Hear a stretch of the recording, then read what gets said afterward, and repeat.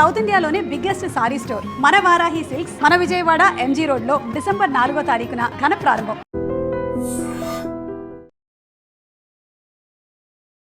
Russia అధ్యక్షుడు Vladimir Putin 2 రోజుల పర్యటన కోసం భారతదేశానికి రాబోతున్నారు. అందులోనూ కీలకమైనటువంటి అంశాల మీద ఇరు దేశాలు చర్చించుకోబోతున్నాయి. సో గతంలో కూడా చాలాసార్లు బయలాటరల్ రిలేషన్స్ అయ్యాయి, మీటింగ్స్ అయ్యాయి, మనం అక్కడికి వెళ్ళాము, పుతిన్ మన దగ్గరికి కూడా వచ్చాడు. బట్ అన్నిటికంటే కూడా దీని మీద ఎందుకు హై ఫోకస్ అనేది కనిపిస్తుంది. రష్యా యుక్రెయిన్ యుద్ధం మొదలైనప్పటి నుంచి పుతిన్ ఎక్కువ దేశాలకు వెళ్ళలేకపోయారు. ఇప్పుడు అమెరికా వైపు లేము, ఇటు నేటో వైపు లేము, వీఆర్ స్లైట్లీ ఇండిపెండెంట్. ఎందుకంటే Putin is now got a home advantage. ఆయన ఏమైందంటే ఇప్పుడు లాస్ట్ ఒక 2 నెలల్లో జెలెన్స్కీ చాలా వీక్ అయిపోయారు. పోయిన వారం ఆయన chief of intelligence is resigned.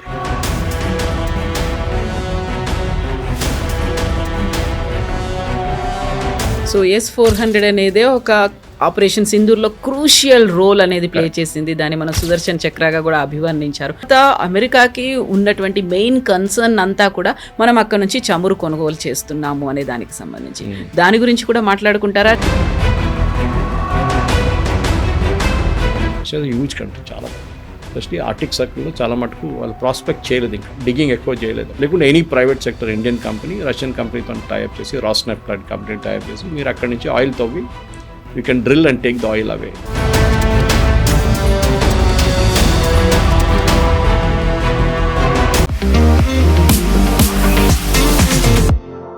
నమస్తే, నేను Kavitha. Welcome to I dream news and నిజాలు. రష్యా అధ్యక్షుడు వ్లాదిమిర్ పుతిన్ 2 రోజుల పర్యటన కోసం భారతదేశానికి రాబోతున్నారు. అందులోనూ కీలకమైనటువంటి అంశాల మీద ఇరు దేశాలు చర్చించుకోబోతున్నాయి.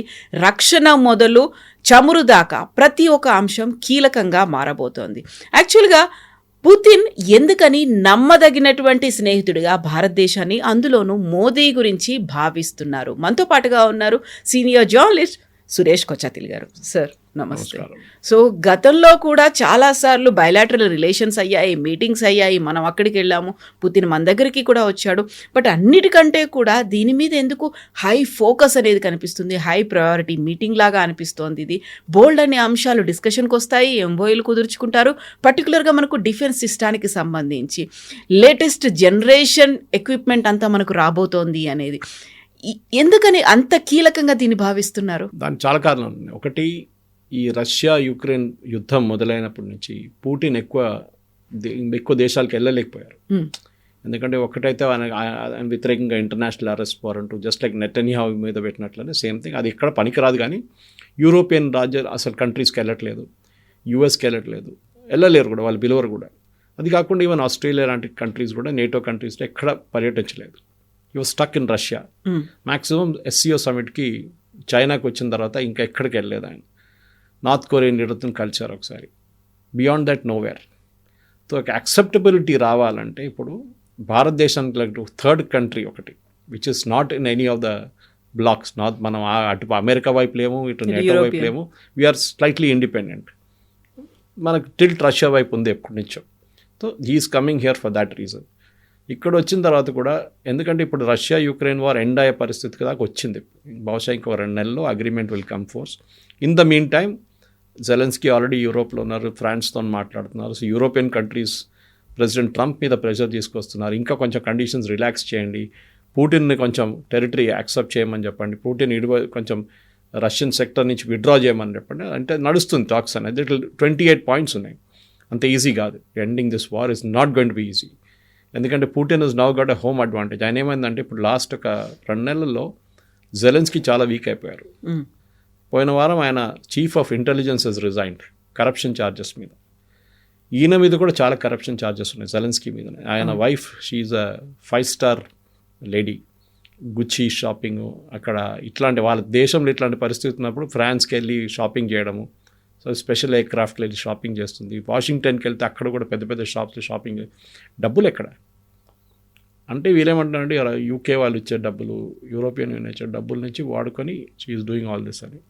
అది కాకుండా స్విట్జర్లాండ్ పెద్ద ఒక షాలే కొనుక్కున్నారు, ఒక పెద్ద మ్యాన్షన్ కొనుక్కున్నారు. అక్కడ ఈయన ఇక్కడి నుంచి ఇదంతా అయిపోయిన అక్కడ పారిపోతాడని చెప్పి ఒక rumour already it's floating around now. Zelensky will disappear అని. కానీ దాన్ని నడుస్తున్న టైంలో పుటిన్ హ్యాస్ నౌ రియలైజ్కి ఆయన దీని నుంచి బయటికి వస్తే నెక్స్ట్ 1 సంవత్సరం ఏం చేయాలి రష్యా టు రీకూప్. ఎందుకంటే చాలా మటుకు ఆల్మోస్ట్ 1,00,000 మంది చనిపోయారు సోల్జర్స్, రష్యన్ సోల్జర్స్. అటువైపు కూడా 1.5 lakh యుక్రెయినియన్ సోల్జర్స్ చనిపోయారు. చాలా హెవీ కాస్ట్ ఉండే వార్లో, not just technology, man power also. So దాన్ని అరికట్టడానికి డెఫినెట్లీ రష్యన్ ఇన్ఫ్రాస్ట్రక్చర్ అంటే రష్యన్ మిలిటరీ ఇన్ఫ్రాస్ట్రక్చర్ని అప్గ్రేడ్ చేయాల్సి వస్తుంది. వాళ్ళ దగ్గర ఉన్న డిఫెన్స్ ఫ్యాక్టరీస్ కానీ, వాళ్ళ దగ్గర ఉన్న ఎయిర్క్రాఫ్ట్ మ్యానుఫ్యాక్చరింగ్ ఫెసిలిటీస్ కానీ, వాళ్ళ దగ్గర ఉన్న డ్రోన్ మ్యానుఫ్యాక్చరింగ్ కెపాసిటీ అంతా మొత్తం ఆల్మోస్ట్ ఫినిష్ అయిపోయింది వాళ్ళ దగ్గర. They are dependent on Iranian drones, Turkish equipment, ఇదన్నీ వాడుకుంటున్నారు రష్యా. కానీ వాళ్ళ ఎయిర్క్రాఫ్ట్ మ్యానుఫ్యాక్చరింగ్ ఫెసిలిటీ ఇప్పుడు కూడా కొంచెం మటుకు ఇప్పుడు కూడా they are able to hold on. ఎక్కువ రోజులు ఉండదు, ఎందుకంటే మొత్తం శాంక్షన్ పెట్టిన తర్వాత వీళ్ళకి ఎక్కడి నుంచి ఎక్విప్మెంట్ దొరకట్లేదు, కొత్తది మ్యానుఫ్యాక్చరింగ్ ఎక్విప్మెంట్ కానీ చిన్న చిన్న ఎక్విప్మెంట్ కూడా దొరకట్లేదు. మొత్తం బ్యాన్ పెట్టేశారు, డబ్బులు గుంజుకున్నారు. ఆల్మోస్ట్ $300 million పడున్నాయి యూరోపియన్ కంట్రీస్ దగ్గర. So this is an opportunity for Putin ఇక్కడ వచ్చి ఒక ఎక్విప్మెంట్ ఆఫర్ చేయడం. ఈ నిన్న వచ్చిన ప్రెస్ స్టేట్మెంట్లో MEA దాంట్లో they said don't expect any agreement, ఏం సంతకం పెట్టరు. They will have a broad range of discussion. ఎందుకంటే ఇండో రష్యా కోఆపరేషన్ కౌన్సిల్ మీటింగ్కి వస్తున్నారు ఆయన, ఒక అఫీషియల్ మీటింగ్ ఉంది, అది ఎవ్రీ ఇయర్ నడుస్తున్న మీటింగ్ రెగ్యులర్గా. దాంట్లో ఈసారి పుటిన్ గారు వస్తున్నారు అంతే. Otherwise usually it is Jaishankar and their foreign minister వాళ్ళు మీట్ చేస్తారు. కానీ first time Putin is coming after long time. దీంట్లో బహుశా డిస్కస్ చేయబోతుంది ఏంటంటే మీరు చెప్పినట్లు 5th generation ఎయిర్క్రాఫ్ట్. ఎందుకంటే మన దగ్గర ఉన్న AMC కానీ మిగతా ఎయిర్క్రాఫ్ట్ అంతా 4th generation, దానికన్నా తక్కువ 3rd generation ఉన్నాం మనం ఇప్పుడు. రఫాల్ is a 4th generation aircraft. కొంతమంది దాన్ని 4.5 అని చెప్తారు నెక్స్ట్ వర్షన్, కానీ 5th ఇంకా రాలేదు రఫాల్. ఆ స్టేట్కి ఇంకా వస్తున్నారు వాళ్ళు. తో మనం ఎక్కడిని తీసుకోవాలి 5th generation? ఇంకా China is already talking of 5th generation. వాళ్ళు US F-35 ఉంది వాళ్ళ దగ్గర, which is the 5th generation aircraft. మనకు కూడా కావాలి. సో SU సిరీస్లో నెక్స్ట్ సిరీస్ 5th generation మనకు ఆఫర్ చేస్తున్నారు to complete technology transfer. Manufacturing కాదు, టెక్నాలజీ ట్రాన్స్ఫర్. అంటే వాళ్ళ మొత్తం బ్లూ ప్రింట్ మనకి ఇచ్చేస్తారు, మీరు తయారు చేసుకోండి అని చెప్పి. So they have the confidence. HAL దీనికన్నా ముందు మిక్సీ, మనం మొత్తం సోవియట్ ఎయిర్క్రాఫ్ట్ మీద డిపెండ్ అయినాం ఇప్పుడు దాకా. ఆల్మోస్ట్ 200 ఎయిర్క్రాఫ్ట్ మన దగ్గర ఉంది, 2000 మన టోటల్ కెపాసిటీ. దాంట్లో మినిమం మన దగ్గర రష్యా నుంచి వాడేది ఆల్మోస్ట్ 1000 ఎయిర్క్రాఫ్ట్ మనం రష్యా దగ్గర నుంచి తీసుకున్నాం వేరియస్ ఫార్మేషన్స్లో. ఇప్పుడు MiG-21 ఫేస్ అవుట్ చేసేసారు మొత్తం. Now you are MiG-29 and other series ఇప్పుడు. కానీ దాని తర్వాత మనం రఫాల్ కొనుక్కున్నాం, రఫాల్ కన్నా ముందు మనం జాగ్వార్ కొనుక్కున్నాం. We have bought a lot of aircraft in between. Sukhoi తీసుకున్నాం రష్యా దగ్గర నుంచి. Now time has come for upgradation, next generation aircraft. So Russia సహాయం ఇక్కడ చాలా ఇంపార్టెంట్. అండ్ రష్యా దగ్గర ఒక ప్రూవన్ టెక్నాలజీ ఉంది. అదే టైంలో మనం యూఎస్ని కూడా యాంటగనైజ్ చేయలేము, ఎందుకంటే F-35 కొనుక్కోమని చెప్పి చాలా రోజుల నుంచి ప్రెజర్ పెడుతున్నాను మన మీద. కానీ it's a very expensive aircraft. 100 million అంటున్నారు ఒక ఎయిర్క్రాఫ్ట్కి. $100 million అంటే ఆల్మోస్ట్ 8,000 crores అనుకోండి. సో అది మనం అఫోర్డ్ చేయలేము మనం. So what do have to do? Next generation aircraft కాబట్టి రష్యా ఎయిర్క్రాఫ్ట్ దీన్ని పాసిబ్లీ హాఫ్ ద రేట్లు ఇచ్చేస్తారు మనకి డిస్కౌంట్లో. టెక్నాలజీ ట్రాన్స్ఫర్ ఇస్తున్నారు, చాలా ఇంపార్టెంట్. ఎందుకంటే మీరు F-35 కొన్నా కానీ రేపు మీకు ఒక చిన్న స్పేర్ పార్ట్ కావాలంటే కూడా అది US నుంచి తెప్పించుకోవాల్సి వస్తుంది. రేపు మనకి USకి ఏదైనా డిఫరెన్స్ ఒపీనియన్ వస్తే ఆ స్పేర్ పార్ట్ ఆపేస్తారు వాళ్ళు. మనం ఏం చేయలేము. దీనికన్నా ముందు US చేశారు ఇట్లాంటి పనులంతా. వాళ్ళ ఎక్విప్మెంట్ కాదు, మిగతా దానికి న్యూక్లియర్ ఎక్విప్మెంట్కి వాళ్ళు they refuse spare parts for us. So Modi garu specially personally next ఈ ఒక Indian army transformation, arm forces ట్రాన్స్ఫర్మేషన్కి ఎయిర్, నేవల్ అండ్ ల్యాండ్ ఫోర్సెస్కి కావాల్సిన ఎక్విప్మెంట్ తెప్పించుకుంటున్నారు డిఫరెంట్ సోర్సెస్ నుంచి. చాలా మటుకు మన దేశంలో తయారు చేస్తున్నారు ఆత్మనిర్భర్ భారత్కి. ఇవాళ కూడా హైదరాబాద్ ఏదో ఒక పెద్ద డిఫెన్స్ ఒక ఫ్యాక్టరీ ఓపెన్ చేస్తున్నా అని చెప్పి JSW వాళ్ళు అనౌన్స్ చేశారు. సో భారతదేశంలో ప్రైవేట్ సెక్టర్ చాలా మటుకు దీంట్లో దిగుతున్నారు. ఈవెన్ నెక్స్ట్ జనరేషన్ ఎయిర్క్రాఫ్ట్ తయారు చేసే దానికి టాటా లాంటి కంపెనీస్ రెడీగా ఉన్నారు. సో పాసిబుల్లీ వాళ్ళకు కూడా ఇస్తారు. రఫాల్ షెల్ హైదరాబాద్లో తయారవుతుంది. సో పుటిన్ వచ్చినప్పుడు హీల్ ఆఫర్ ఒక సూపర్ మార్కెట్ లాగా ఎంటైర్ బ్రాండ్ ఆఫర్ చేస్తారు. మీకు అది ఉంది, ఇది ఉంది, ఇది ఉంది, ఇదేం కాదు తీసుకోండి అని చెప్పేసి. కానీ మనం పిక్ అండ్ చూస్ చేయాల్సి వస్తుంది చాలా మటుకు. చాలా కేర్ఫుల్ ఉండాలి. ఎందుకంటే ఇది రష్యా దగ్గర నుంచి ఎక్కువ కొనుక్కుంటే US విల్ గెట్ యాంగ్రీ. వాళ్ళ మనం ఏదో ఒక శాంక్షన్ పెడతారు ఇండైరెక్ట్ టారిఫ్లు ఏవో ఉంటాయి. కానీ మనం ఇప్పుడు రీసెంట్లీ వాళ్ళ దగ్గర నుంచి కొన్ని న్యూ హెలికాప్టర్స్ కానీ కొత్త మిసైల్ సిస్టమ్స్, హార్పూన్ ఇట్లాంటి చాలా మటుకు తీసుకుంటున్నాం అందులో. So they are happy with that. వాళ్ళ ఫ్యాక్టరీ నడుస్తుంటే వాళ్ళకి ఎంప్లాయ్మెంట్ వస్తుంది ఒకరు. కానీ మనం టెక్నాలజీ ట్రాన్స్ఫర్ రావట్లేదు మనకి. That's a big disadvantage. ఎందుకంటే మీరు ఒక మిసైల్ సిస్టమ్ కొనుక్కున్నప్పుడు మనకు for example BrahMos is Russian thing actually. Russia దగ్గర నుంచి వచ్చింది కదా, దాంట్లో బ్రహ్మపుత్ర అండ్ మాస్కో రివర్ పేర్లు పెట్టేసి బ్రహ్మోస్ అని తయారు చేస్తారు. ఇప్పుడు now we are selling to third world countries. ఇప్పుడు నిన్న వచ్చిన రిపోర్ట్ ప్రకారం ఆఫ్టర్ యూపీ ట్రివాండ్రంలో సెకండ్ ప్రాజెక్ట్ పెడుతున్నారు. Originally began in Trivandrum, airport పక్కనే ఉంది. సో ఇంకో సెకండ్ ఫ్యాక్టరీ అక్కడ పెడుతున్నారు, ట్రివాండ్రం లైన్ కన్స్ట్రక్ట్ చేయబోతున్నా అని చెప్తున్నారు. అంటే we're gonna expand the BrahMos ranges కంప్లీట్గా. ఎందుకంటే ఆపరేషన్ సింధూర్లో చాలా మటుకు BrahMos is work really well. ఇంకొక crucial piece of equipment aircraft పక్కన పెడితే మనం ఈజ్ S-500.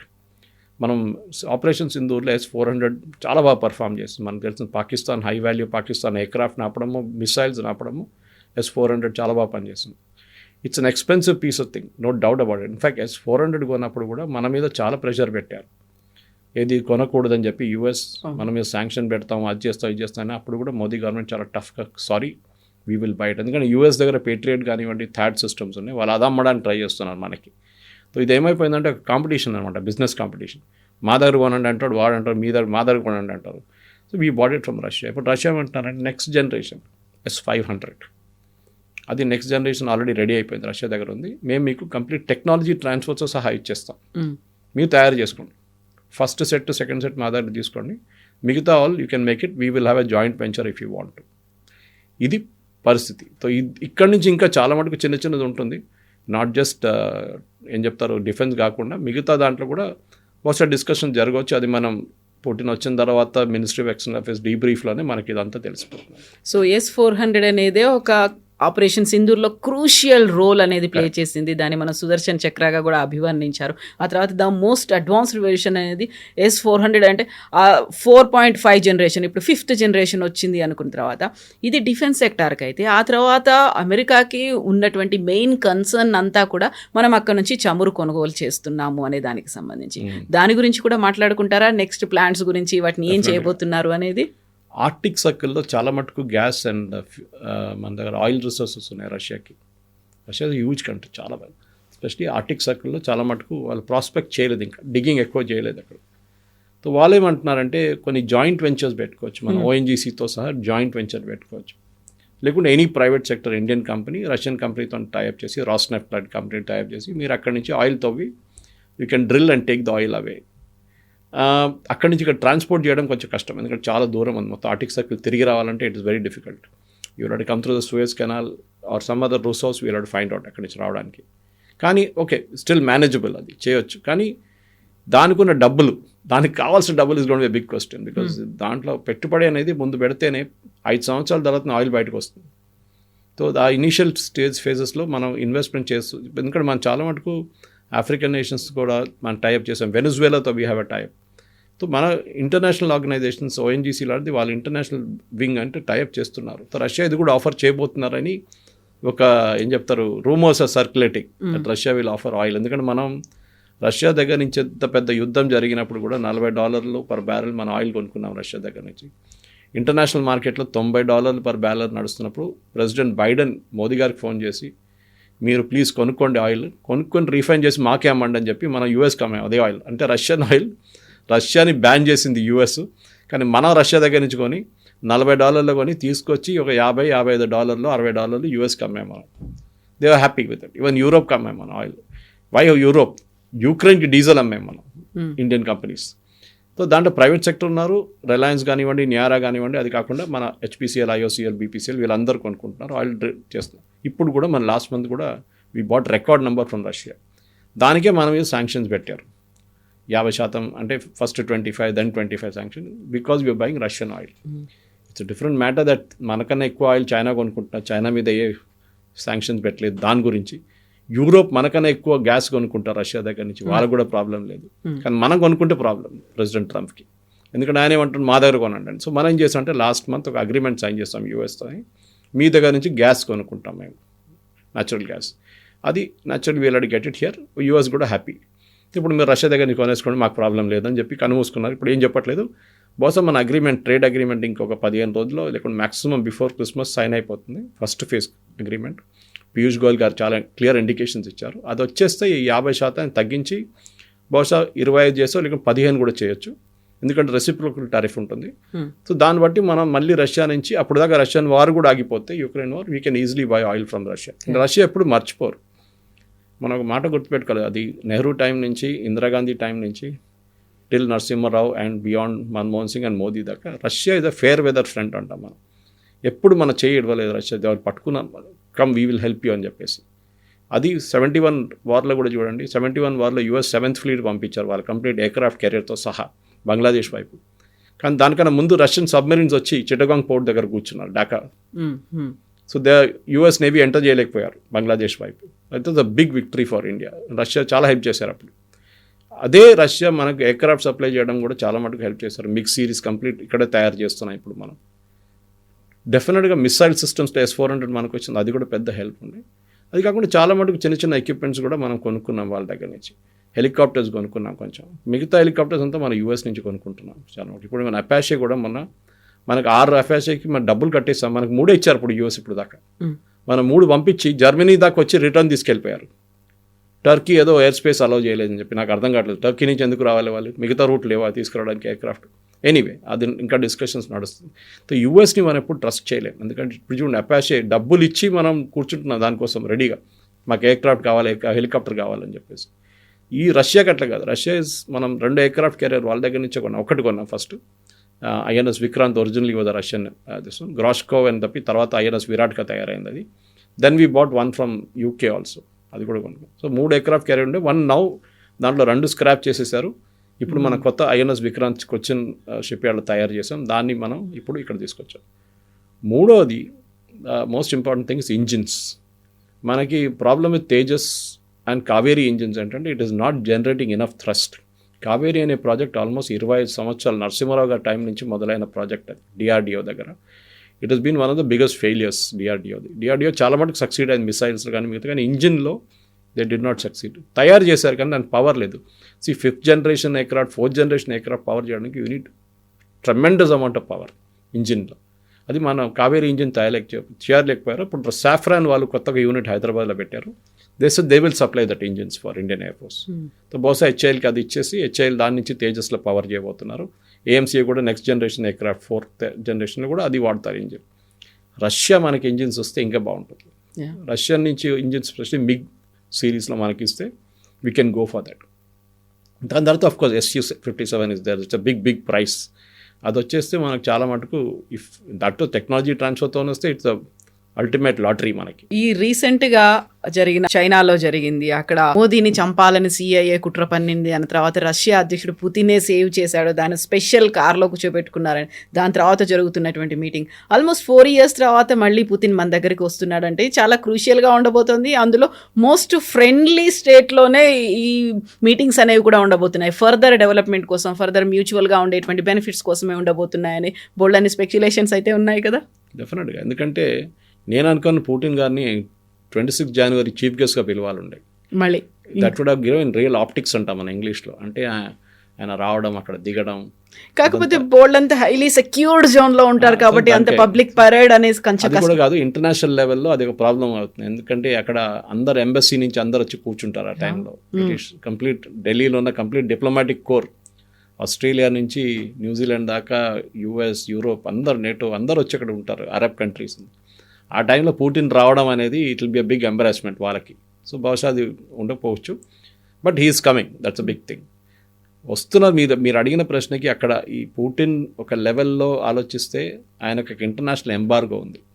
ఇప్పుడు మోదీ గారి దగ్గర వచ్చినప్పుడు ఒక యాక్సెప్టబిలిటీ వస్తుంది. మళ్ళీ చైనాకి వెళ్ళారు, చైనాలో మాట్లాడారు, మోదీని సెక్యూర్ చేశారు మీరు చెప్పినట్లు. ఎస్, రష్యా ఎప్పుడు మనం మర్చిపోకూడదు రష్యాని. Russia had a role in India. అది నేను చెప్పినట్టు నెహ్రూ గారి టైం నుంచి till Manmohan Singh it really work, even Modi garu టైంలో కూడా. కానీ at the same time we're to practically మనం ఆలోచించాలి. లోకం మారిపోయింది చాలా మటుకు. Today we buying French aircraft Rafale, దానికన్నా ముందు జాగ్వార్ కొన్నాం వాళ్ళ దగ్గర నుంచి మనం. సో ఫ్రెంచ్ కూడా now the big partner with us. At the same time మనం చైనా ఇన్ఫ్లుయెన్స్ తగ్గించడానికి రష్యాను వాడుకోవాలి. చైనా మీద చాలా మటుకు ఇన్ఫ్లుయెన్స్ రష్యాకు ఉంది డెఫినెట్గా. ఆ ఇన్ఫ్లుయెన్స్ని మనం రష్యాతో టైఅప్ పెట్టుకుంటే చైనా మన మీద ఉన్న అగ్రెషన్ తగ్గిస్తారా లేదా అనేది పెద్ద ప్రశ్న. ఎందుకంటే స్పెషలీ బార్డర్ ఏరియాస్లో ఉన్న థ్రెట్స్, అరుణాచల్ ప్రదేశ్ కానీ లద్దాఖ్ కానీ, అది డెఫినెట్గా దాన్ని తగ్గించడానికి, ఇంటెన్సిటీ తగ్గించడానికి రష్యాతో ఒక డిఫెన్స్ ఒప్పందం పెట్టుకుంటే బహుశా చైనా కొంచెం దిగొస్తారు అక్కడి నుంచి. అండ్ సో డిఫెన్స్ కోఆపరేషన్, మీరు చెప్పినట్లు రీఫ్యూయలింగ్ ఆఫ్ ఎయిర్క్రాఫ్ట్, అదొకటి. డిజాస్టర్ మేనేజ్మెంట్ జరిగేటప్పుడు భూకంపం కానీ ఫ్లడ్ కొత్త ట్రీటీ అనేది వాళ్ళు మళ్ళీ రెన్యూ చేశారు. ఈవెన్ యూఎస్తో కూడా మనకు ఆ ట్రీటీ ఉంది యాక్చువల్లీ. సో సౌదీ అరేబియాతో ఒక ట్రీటీ ఉంది మనకి. అట్లాంటి ట్రీటీస్ చాలా ఉన్నాయి. కానీ ద మోస్ట్ క్రూషియల్ ఏంటంటే రష్యాకి పోస్ట్ యుక్రెయిన్ వార్లో ఎట్లా బయటపడతారని ఇప్పుడు కూడా క్లారిటీ లేదు. ఎందుకంటే వాళ్ళు అనుకున్నారు రేపు ఒక వారంలో అయిపోతుంది అనుకని మొదలైన వార్ ఇంకప్పుడు కూడా 3 సంవత్సరాల తర్వాత ఇంకా నడుస్తుంది. సో పోస్ట్ వార్ ఎఫర్ట్ రష్యాలో చాలా మటుకు ఇన్వెస్ట్మెంట్ కావాల్సి వస్తుంది. ఇండియన్ కంపెనీస్ ఇన్వెస్ట్ చేస్తారో లేకుంటే జాయింట్ వెంచర్స్ చేస్తారో అని చూడాల్సింది మనం. యూరోపియన్ కంట్రీస్ రష్యా వైపు ఇప్పుడు వెళ్ళరు. నెక్స్ట్ 10 సంవత్సరాలు మర్చిపోండి. మ్యాక్సిమం పోలాండ్ లాంటి కంట్రీస్ పోతారు కానీ మిగతా ఎవ్వరు అక్కడ పక్కన వెళ్ళరు రష్యా పక్కన. సో రష్యాకి బిజినెస్ కావాలంటే భారతదేశంతోనే మాట్లాడాల్సి వస్తుంది. రష్యన్ ఆయిల్ ఇప్పుడు కూడా కొనుక్కుంటారా లేదా అది కూడా పెద్ద క్వశ్చన్. ఆఫ్టర్ పోస్ట్ వార్లో కొనుక్కుంటారా లేదా అని క్వశ్చన్ ఉంటుంది. So India can serve as a via media in between. Europe ఇక్కడ, ఇండియా ఇక్కడ, రష్యా అక్కడ. సో నడ్మిట్లో we'll do the dealing and plus US also ఒక పైప్. సో మన ఒక మేజర్ రోల్ ప్లే చేయవచ్చు దాంట్లో. ఎందుకంటే ఇంటర్నేషనల్ దాంట్లో చాలా మటుకు there are no permanent friends and no permanent enemies అంటాం. ఇవాళ రష్యా యూఎస్ కొట్టుకుంటున్నారు కానీ ఇప్పుడు చూడండి Trump and Putin are very close friends, చాలా క్లోజ్ ఫ్రెండ్స్ వాళ్ళు. ట్రంపే ప్రపోజ్ చేసిన దానికి మొన్న అమెరికన్ విట్కాఫ్ వెళ్ళినప్పుడు నిన్న ఆయన గంట సేపు వెయిట్ చేయించారంట పుటిన్. నేను బిజీగా ఉన్నాను వెయిట్ చేయండి అని చెప్పి విట్కాఫ్ని, హూస్ ప్రెసిడెంట్ ట్రంప్స్ మ్యాన్. అంటే ఒక మెసేజ్ పోయిందనమాట, మీరు అంత ప్లీజ్ వెయిట్ చేయండి, I'm a very important person, మేము అంత ఈజీగా మిమ్మల్ని కలవాలి, టైం తీసుకొని కలుస్తాం మిమ్మల్ని, so I have to show my weight in the possible. అదే నడుస్తుంది. So in all I think ఓవరాల్గా మనం వెయిట్ చేద్దాం. నాకైతే అనిపిస్తుంది ఇది for Putin this is very important. Modi కన్నా ఎక్కువ పుటిన్కి చాలా ఇంపార్టెంట్. ఎందుకంటే ఒక ఇంటర్నేషనల్ ఎంబార్గో పెట్టిన తర్వాత, ఆయన ట్రావెల్ బ్యాన్స్ పెట్టిన తర్వాత, బహుశా first time that he's coming out of a country. China అంటే అందరూ అర్థం చేసుకుంటారు, ఓకే రష్యా చైనా, కానీ ఒక డెమోక్రటిక్లీ ఎలక్టెడ్ గవర్నమెంట్ దగ్గర రావడం it's gonna be a big sign for Russia. And definitely Putin రావడం, హైదరాబాద్ హౌస్లో కలవడం, మీటింగ్స్ అదన్నీ ఉంటుంది. ఆప్టిక్స్లో చాలా మటుకు పనిచేస్తుంది. కానీ finally at the end of it బహుశా ఇంకా 2-3 నెలలు వెయిట్ చేస్తేనే ఫైనల్ కాంటియోస్ అగ్రిమెంట్ ఎట్లా బయటకు వస్తుందో తెలుస్తుంది మనకి. ఎస్, ఈ 4th and 5th అయిపోయిన తర్వాత మళ్ళీ మనం మాట్లాడుకుందాం డెవలప్మెంట్స్ గురించి. Yes sir, thank you so much sir. And for more videos, Please subscribe to iDream. Please subscribe to iDream. Please subscribe iDream. And please subscribe to iDream. For more videos, subscribe to iDream. please like, share and subscribe to the channel. Congratulations, iDream. Subscribe to iDream. Subscribe to iDream. So subscribe to iDream Media. iDream team అందరికి huge congratulations. Please subscribe iDream Media. Please subscribe to iDream. Subscribe iDream. Please subscribe to iDream. iDream అంటే నా కళల ఛానల్ను subscribe చేసుకున్న నోరు తిరుగుతలేదు, మీరైతే గంట గుర్తు కొట్టండి. For more such videos, please subscribe to iDream. Subscribe to iDream. Please subscribe to iDream. Please subscribe iDream Media. Please do subscribe to iDream. Please subscribe to iDream Media. For best entertainment and information, please subscribe iDream. And don't forget to subscribe to iDream.